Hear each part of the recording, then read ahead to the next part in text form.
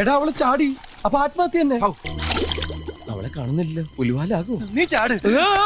എനിക്ക് നീന്താൻ അറിയില്ല. എനിക്ക് നീന്താൻ അറിയില്ല. അപ്പൊ പിന്നെ എന്ത് ചെയ്യും? നീന്താൻ അറിയുന്ന ആരെങ്കിലും ഞാൻ വിളിച്ചോണ്ട് വരാം.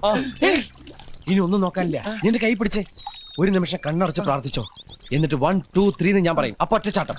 കൃഷ്ണ ഗുരുവായൂരപ്പ ഭഗവാനെ, കൃഷ്ണ കൃഷ്ണ മുകുന്ദ ജനാർദ്ദന, കൃഷ്ണ ഗോവിന്ദ നാരായണ ഹരേ.